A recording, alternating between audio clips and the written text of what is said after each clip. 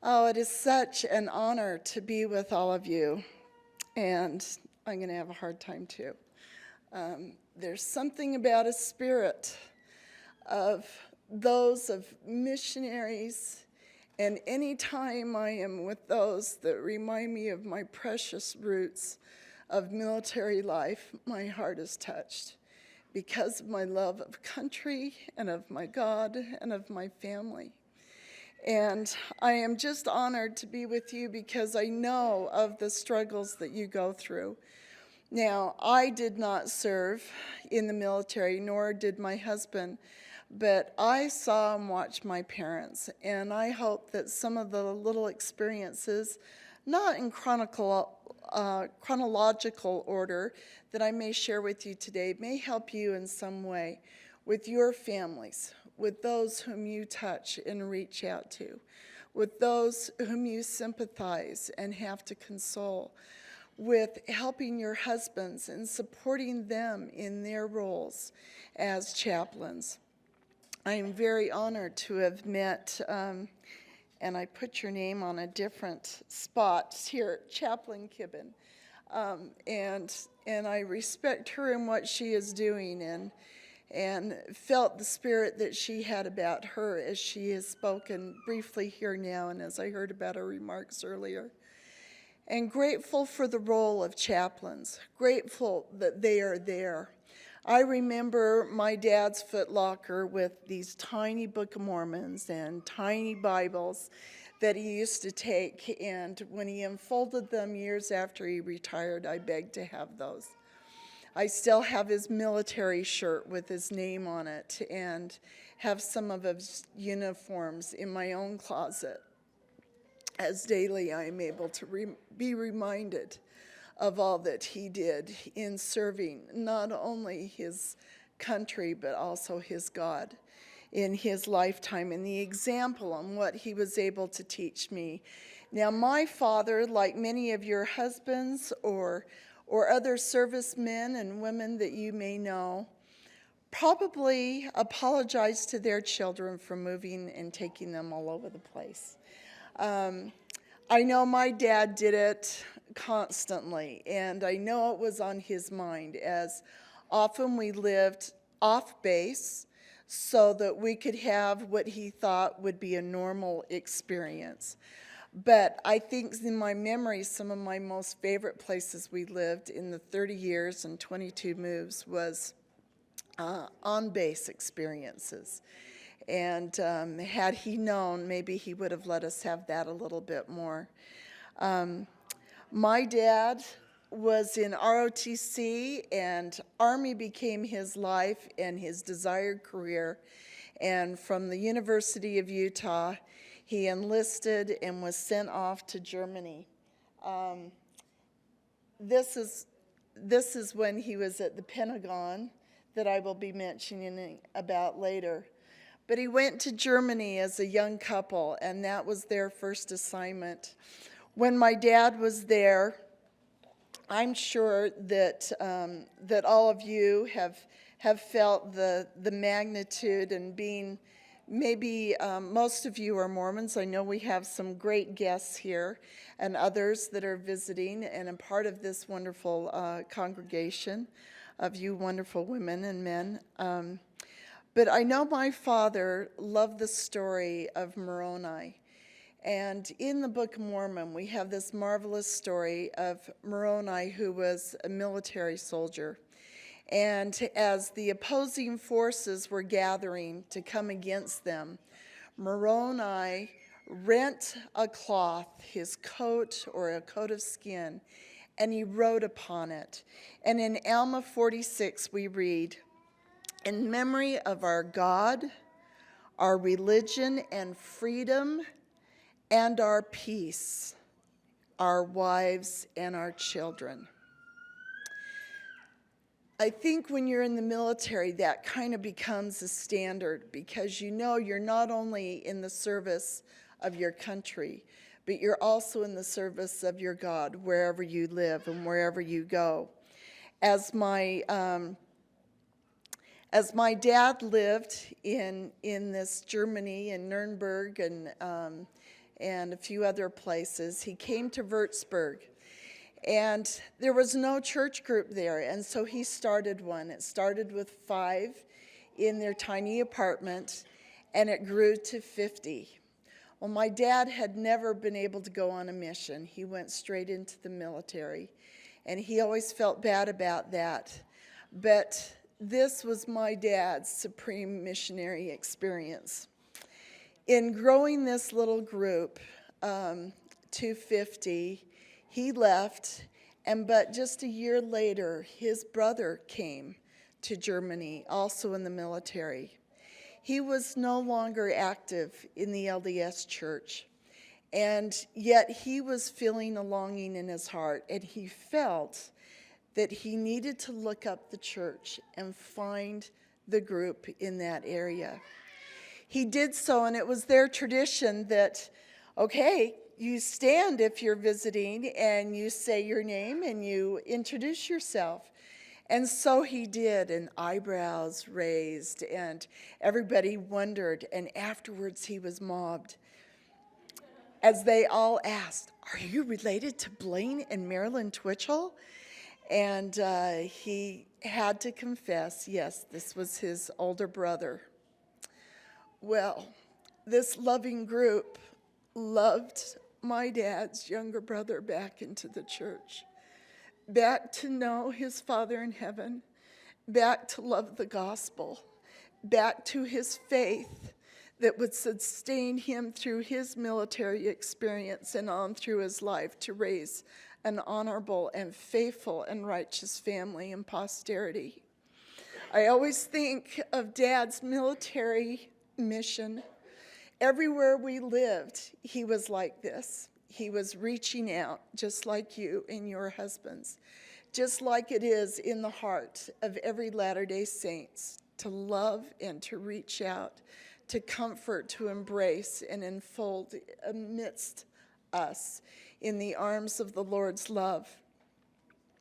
My father, in this military moving all about, I was not with him. I was not born yet. My older sister was born in Germany. I was not born until they were back in the States and in Texas. I'd love to claim I'm a Texas belle. But I remember how interesting it was when I got married. My husband had a marvelous opportunity to join up with John Huntsman. But John Huntsman wanted him to leave the very next week and move to Troy, Ohio, a tiny little town, and work in his company. Well, it was because of my husband's faithful service as an elders quorum president that he even met John Huntsman, who was a high counselor. Those of you know these terms, and responsible in working with him.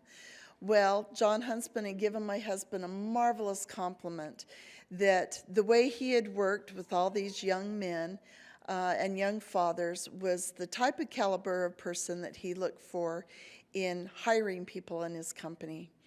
And of course, he didn't offer him a job right then. He waited until after we bought our very first home and had our second baby. And but just a few weeks later, he made that offer to go to Troy, Ohio. My husband was still a senior in college, and his pros and cons list seemed to be all cons. You know, I wouldn't be able to finish my college degree, my university degree at the University of Utah, you know, and we'd have to move, and what about my family? And yet I said, hon, look at the pros list here. You get to stop working 2 and 3 jobs and going to school. You get to have a job that most people get master's degrees to be able to have an opportunity to find a job like this. And you get to work with a fellow Latter-day Saint who you've also already knelt in prayer with and has already fortified your faith. And as he looked at the list, he said, well, yeah, you're making the pro list look a little heavy.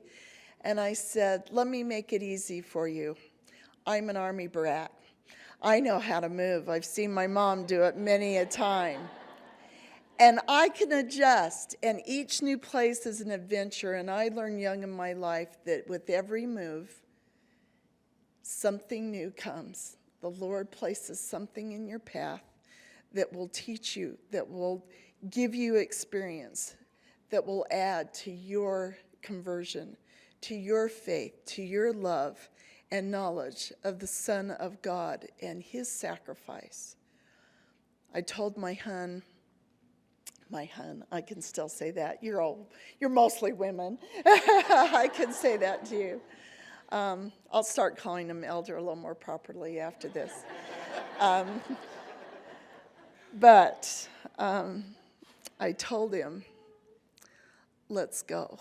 Let's trust in the Lord. And I'll let you call your mom every single night. And we did. We moved because I had learned that lesson as a young girl. When I was in high school, and most of you look way too young to have any high schoolers, but I know what it's like to move. It's hard, and it's hard not. My husband grew up in the same house all of his life. First time on a plane, went to New York City for his mission. Well, that was not my lot in life. But I treasure every friendship I had and remember my dearest friends through the years, even though I've lost track of them. But I remember one year when my dad was at the Pentagon here. I was preparing. I had just been, in the year before, I was the sophomore vice president at our high school, James Madison High School in Vienna, Virginia. I was running for junior president of the class, and I was the underdog. I was not a popular girl at school, but I had a force behind me that were voting and rooting me on because I represented the minority, the weak and the feeble of the class, and I had people coming up and telling me they were going to vote for me, and so happy. The night before, my parents were in Salt Lake City. My dad had always thought there was going to be a moment that he would retire from the military, when each one of us was going to be starting another leg of school. Well, he got a promotion, and you have to stay 2 more years after that. And as he was called to be a full bird colonel,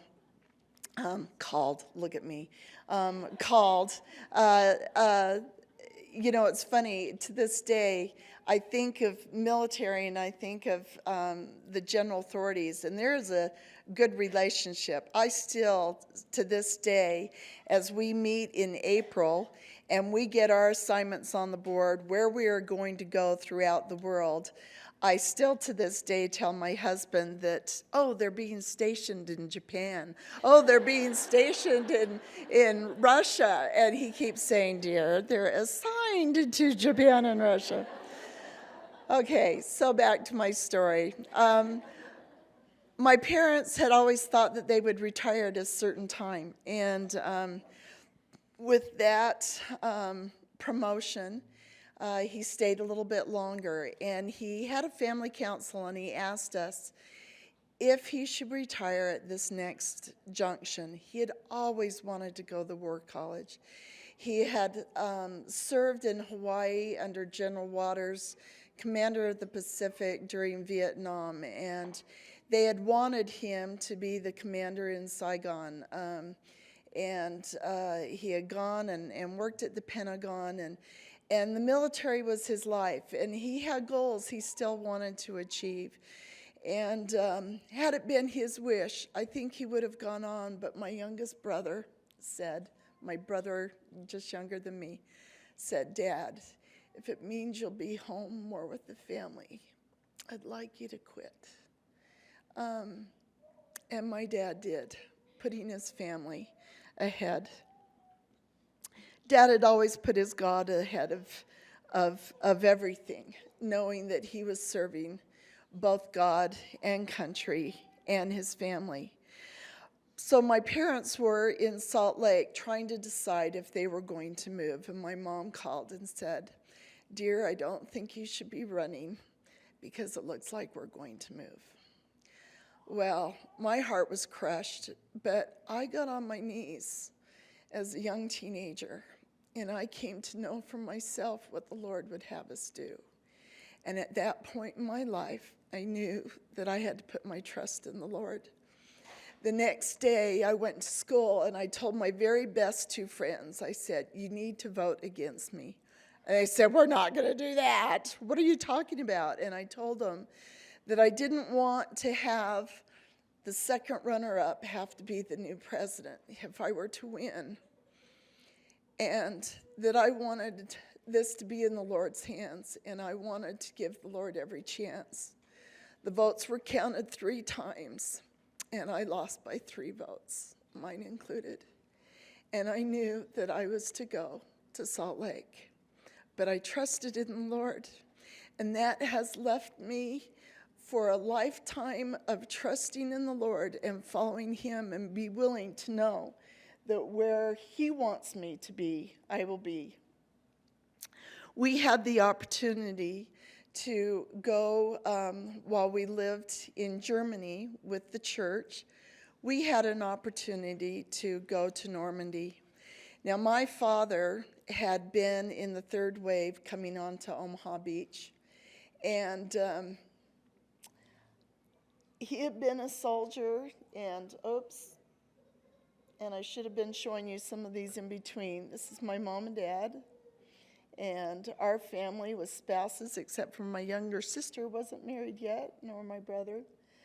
So we were on Normandy Beach, and as I stood there looking across this beach, my husband took this picture, and my heart was filled with gratitude to the Lord for preserving my father, knowing that he could have come in an earlier wave with all those that were slaughtered there, that wonderful and horrible day, but I had a marvelous experience.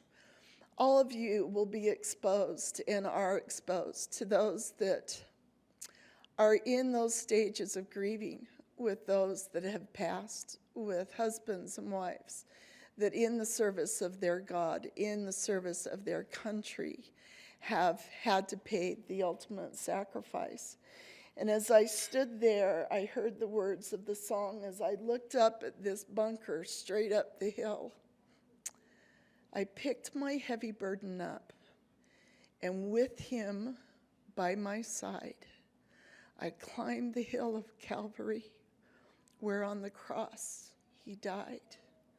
Oh, I walked today where Jesus walked and felt him close to me. At that moment, picking up grains of sand that I put in my pocket to give to my dad, I prayed that those that had sacrificed their lives had felt him walking next to them on that day and all the other days that war and military and countries around the world have made possible and probable and unfortunately made to happen across the world. This is what we're in. We're in a battle. As my father passed away, he was honored with full honors. My sister Wendy is here today. Wendy, will you stand? My younger sister. My daughter Rochelle is here. Rochelle, will you stand? I don't know if my other daughter Shannon made it. Okay, don't think so. But Dad didn't know that at that time that my husband, I'm going to skip here.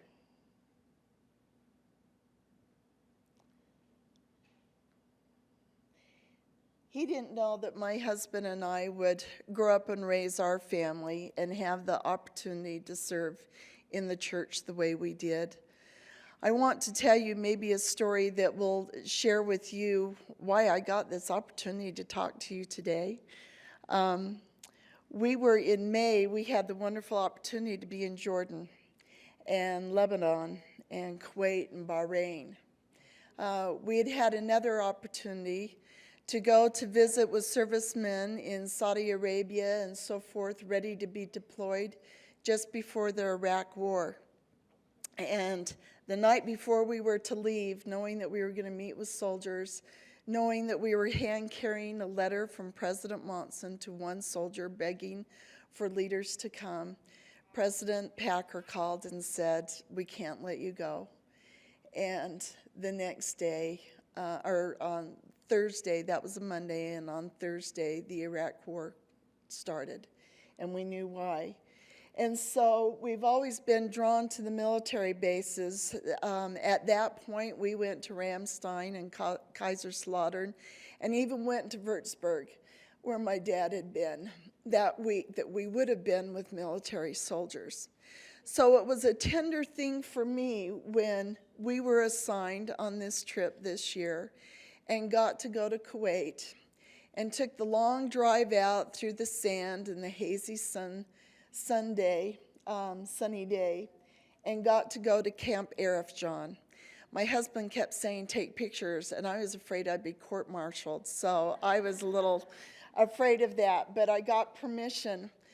The thing that was precious to me as we traveled, we left our car, got into a big military Suburban, and had to be accompanied by two chaplains. The one hopped in the back and sat in the back far part of the Suburban, while myself and the Area 70's wife, Sister Christensen, sat in the next seat, my husband in the front, her husband in another car that was coming. And we went through all the security and everything else. And we went into this wonderful camp to meet with a small group. And as we went there, this one brother in the back seat, all he could do was show us two wives from his iPad, pictures of his family. "This is my wife with her longer hair. She's doing it different now. This is my son. My wife just put in this hedge of flowers, and she's working so hard to keep them going well. And this was my two boys playing in the little makeshift plastic pool in their backyard." All he wanted to do was talk about his family.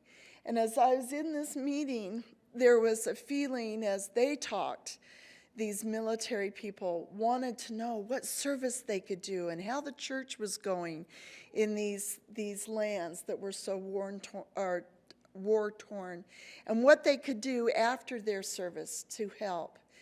And all I could think of was families.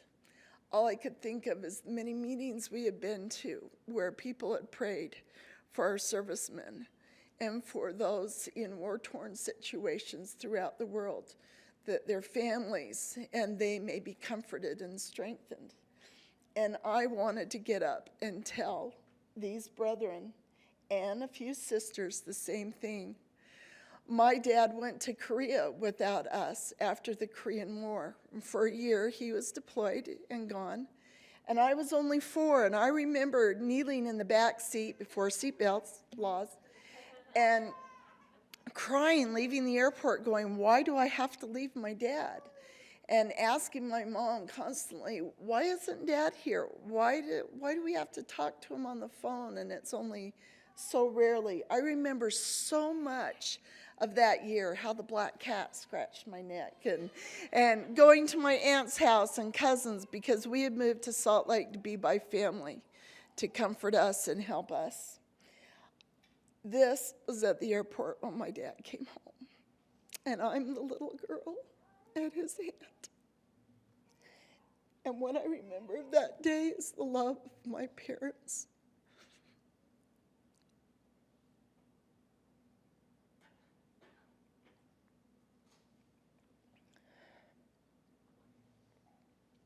My parents taught me to have faith.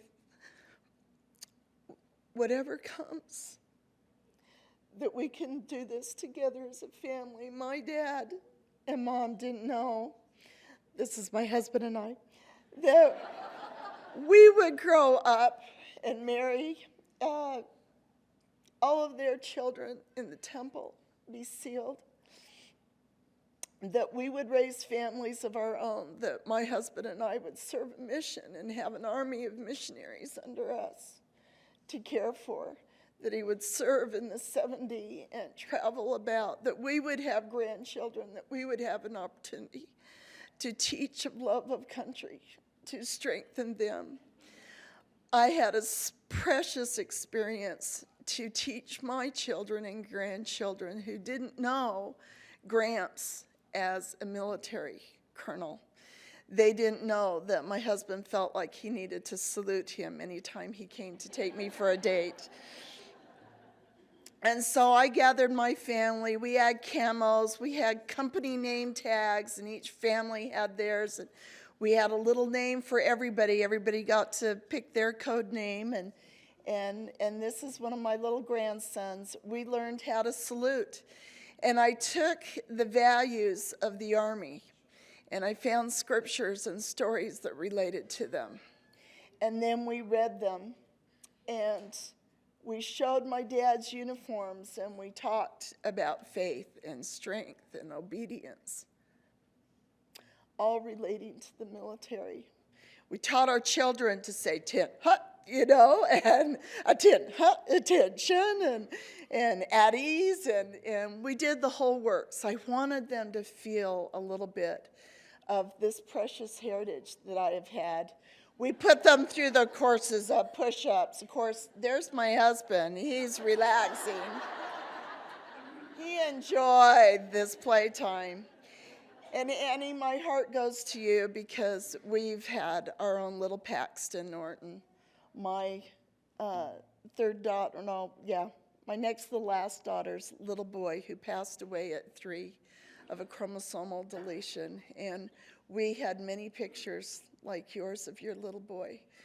And my heart was just beating, hoping that he was having a chance to have his life.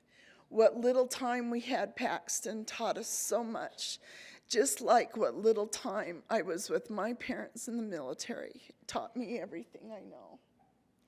We put our kids through a rope. They had to climb the rope, and we had an obstacle course of flags. They had to take toilet paper and wrap themselves up as if they were in the field with wounded officers and carry them to the ATV through the minefield on the other side, safely getting them to a MASH unit. We even had horses that came to our cabin property, and we pretended we were the cavalry coming to the rescue. It was a special time with my family to share my heritage.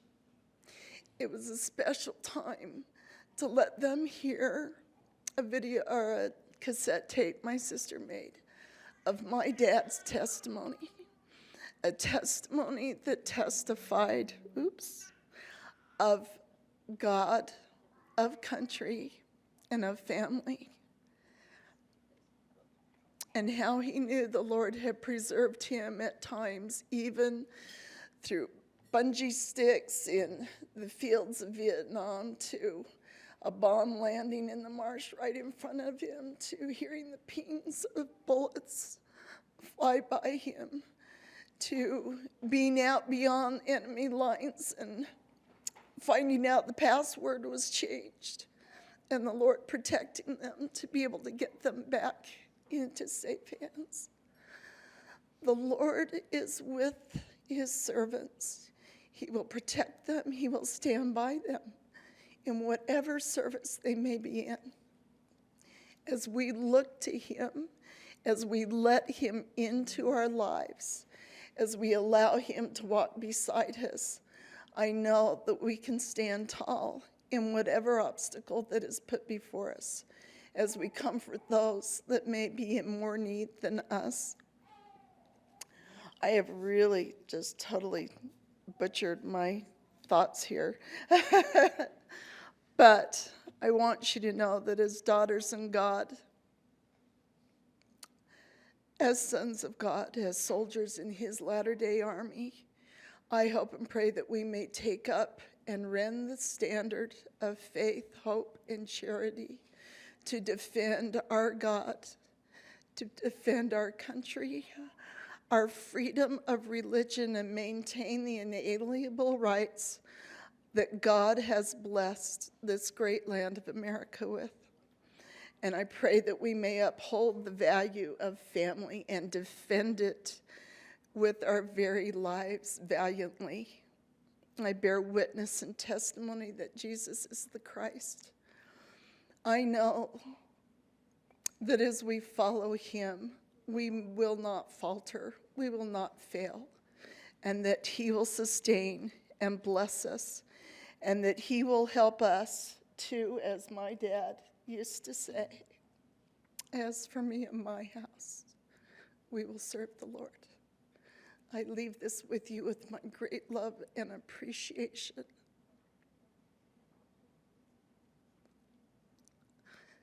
And pray blessings upon you in all that you do and all that you touch, even your very families. In the name of Jesus Christ, amen.